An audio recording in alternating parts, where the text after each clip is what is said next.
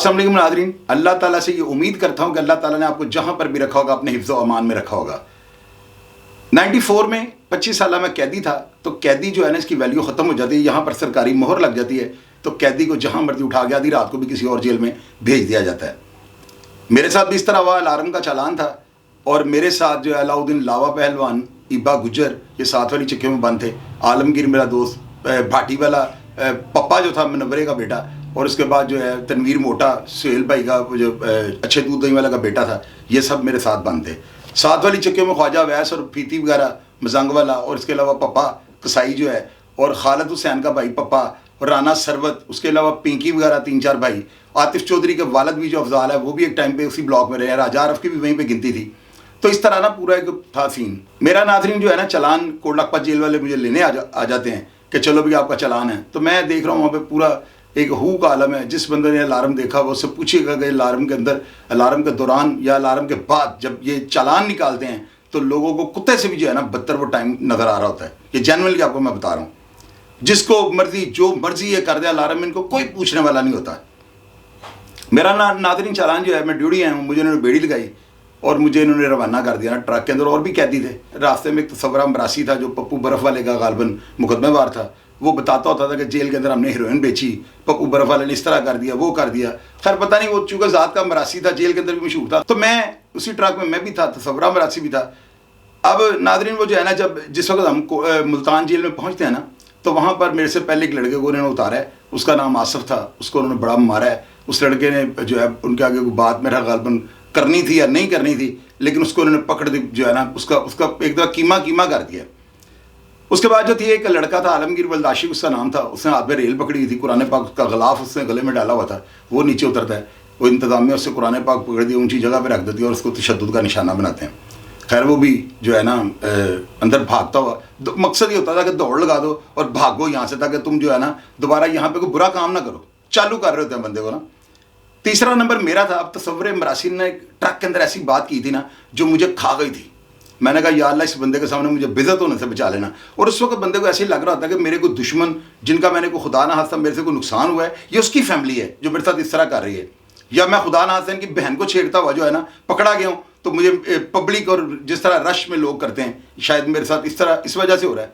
इतना यानी कि बेनटर किस्म का और बेबाक किस्म का जो है ना ये खौफ ही नहीं इनको उस वक्त होता कि बंदे के साथ क्या कर रहे हैं। अलार्म का चालान होता है, एक जेल से दूसरी जेल ट्रांसफ़र किया जा रहा होता है, ये उन पर डाल देते हैं, वो उन पर डाल देते हैं। जितनी देर तक आपके वारिस साहब की मुलाकात करके आगे आईजी को डीआईजी को दरखास्त देंगे, उतनी देर तक आपके जख्म ठीक हो जाएंगे।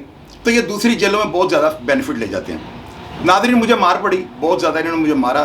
और उसको मारने के बाद आपको मैंने अपने प्रोग्राम से बताया हुआ है कि मुझे एक सूबे नाम का कांस्टेबल था, उसने आगे फिर रात को कुछ 8:30-9 बजे मुझे गाली निकाल दी, और मैंने भी उस समय फिर गाली निकाल दी। और बंदा तंग आमद बजंग आमद ही होता है, और क्या होता है मुझे आप बताएं। मैंने भी उसे गाली निकाल दी, उसने मुझे बाहर निकाला है और उसने फिर मुझे तशद्दुद का निशाना बनाना शुरू कर दिया।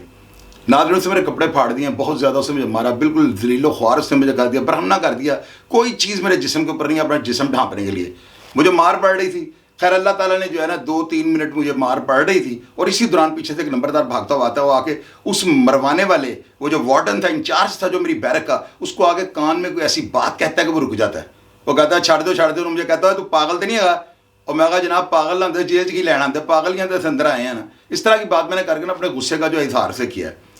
मुझे उससे ना मुझे कह दिया कि ये कपड़े पहनो, कैदी कपड़े तुम्हारे लिए लाया हूँ। मैंने कहा यार मैंने नहीं पहनने, जो मेरी एक इज्जत जो थी उसको तो तुमने ख़त्म कर ही दिया हुआ है। तो अभी गर्मी है, वैसे भी कोई बात नहीं, कौन सी सर्दी है, मैंने नहीं पहनने कपड़े। मैंने थोड़ी ज़िद की, लेकिन उसके जब ज़ोर या इसरार पे मैंने अंदाज़ा लगा लिया कि पीछे से कोई सिफारिश आ गई है। मेरे भाई जो थे डिस्ट्रिक्ट एंड सेशन जज थे, लइये में उनकी जो थी एडिशनल डिस्ट्रिक्ट एंड सेशन जज की पोस्टिंग थी, तो वहाँ से मुल्तान जेल से गार्ड जो है ना वो लइये के लिए भी रवाना होती थी। गुलाम दस्तगीर डिप्टी सुपरिटेंडेंट थे और मजीद गुजर वहाँ पे सुपरिटेंडेंट थे। तो नाज़रीन मुझे उसने मुलाजिम ने कहा कि चलो तुम्हें पेश करना है सब अच्छे पे ना, डिप्टी साहब के आगे सब अच्छा हो रहा होता है, जेल की गिनतियाँ लॉकअप हो रही थी, वार्डन लाइनों में खड़े होकर चाबी लेके खड़े होते हैं। मैं जाता हूँ तो डिप्टी सुपरिटेंडेंट मुझे देख के खड़ा हो जाता है गुलाम दस्तगीर, और मुझे कहता है कि यार आपने बताया क्यों नहीं, आपके भाई जज हैं। उतनी देर तक मेरी इन्होंने टिंड भी कर दी थी, मेरी ऐनक इन्होंने तोड़ दिया, मैंने तीला झाड़ू का बांधा हुआ है, उसके ऊपर मैंने पता नहीं क्या क्या यार ड्रामे वहाँ पे इन्होंने किए हैं।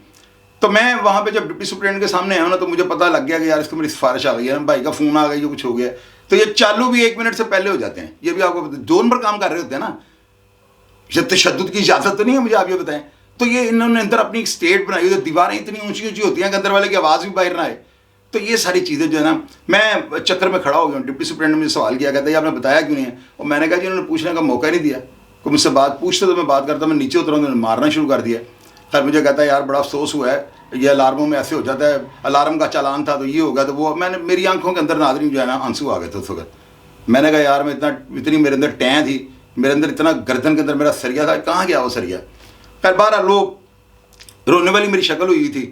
میں نے اس ڈپٹی سپرنٹینڈنٹ کو میں نے کہا سر کوئی بات نہیں، مجھے جو بھی ہونا تھا میرے مقدر میں تھا ہو گیا، میں آپ کے خلاف کوئی شکایت تو میں نے کرنی نہیں، میں قیدی ہوں، بس یہ ہے کہ مجھے امن سے جو ہے نا رہنے دیں. کہتے ہیں آپ کہاں جانا چاہتے ہو؟ میں نے کہا میں نے کہیں نہیں جانا، میرا تو واقف ہی کوئی نہیں، مجھے واپس وہیں پہ بھیج دیا. کہتا ہے یار تمہارا دماغ صحیح ہے، کیسی بات کر رہے ہو آپ کی اتنی بڑی سفارش ہے، آپ جدھر کہو میں آپ کو بھیج سکتا ہوں. خیر میں، مجھے اسے 9 بارک میں بھیج دیا. وہ میں نے آپ کو بتایا کہ مجیدے کے ساتھ میں نے وہاں پہ چائے پی. تو ناظرین مجھے یہ بتائیں، میری اتنی تکڑی سفارش تھی جیل کے اندر، یہاں پہ کیمپ جیل اور کوٹ لکھپت جیل میں شاید میرے نزدیک بھی کوئی نہ آتا ہو. مجھے ایک ٹھیڈا لگا ہے اور میں نے ملتان جیل کے اندر جا کے میں نے جو ہے نا بریک لگائی تھی. وہ جو میری زندگی کے 6 مہینے یا 5.5 مہینے گزرے تھے نا ناظرین، آپ یقین کریں اس کو کہتے ہیں کہ جس طرح میں کسی دوسرے ملک کی جیل کے اندر پکڑا گیا ہوں. میرے اوپر کوئی جاسوسی کا جو ہے نا الزام ہے. وہاں پہ میں نے فیکٹری دیکھی، وہاں پہ میں نے ایسے ایسے لوگوں کو نیچ کام کرتے ہوئے قید کے دوران دیکھا ہے کہ میں عبرت حاصل کر گیا ہوں. وہ لوگ 25 سال قید کو جو ہے نا، کچھ لوگ اس طرح کے ہوتے ہیں جو یعنی کہ اس طرح کا ڈائلاگ بولتے ہیں کہ میں سوشل میڈیا پہ نہیں بتا سکتا ہوں، لیکن زیادہ تر جو ہے نا آپ یقین کرو اس طرح کی حرکات کرتے ہیں کہ آپ توبہ کر لیتے ہو کہ یا میرے پروردگار عالم مجھے کبھی سزا نہ کرنا. دوسری جیلوں کے اندر جو ہے نا ایک پیاز ٹماٹر ادرک ان کو بھی ٹینوں کے اندر چھپا کے رکھتے ہیں. آپ جتنے مرضی کسی بڑے گھر کے جو ہے نا فرد ہیں یا بڑے لینڈ لارڈ ہیں، آپ کو کتوں سے بدتر جو ہے نا کسی وقت ٹائم گزارنا پڑے گا. تو ایسے کام ہی نہ کریں. دیکھیں نا کہ ایک چیز کا آپ کو انجام پتہ ہے کہ میں اگر یہ کام کروں گا تو مجھے اس پروسیس سے گزرنا پڑے گا، تو پھر آپ اپنے آپ کو تیار کر لیں. جیلوں کے اندر جو ہے نا خدا کی قسم کھا کے آپ کو کہتا ہوں کوئی حال نہیں ہے. میں نے بڑے بڑے کروڑ پتی، بڑے بڑے ارب پتی لوگ جن کی ایکڑوں میں مربوں میں جن کی زمینیں، میں نے ان کو رات کو روتے ہوئے دیکھا ہوا ہے. میری ویڈیو دیکھ کے اپنے بچوں کو لازمی دکھایا کرے. اپنا خیال رکھا کرے. پاکستان زندہ باد.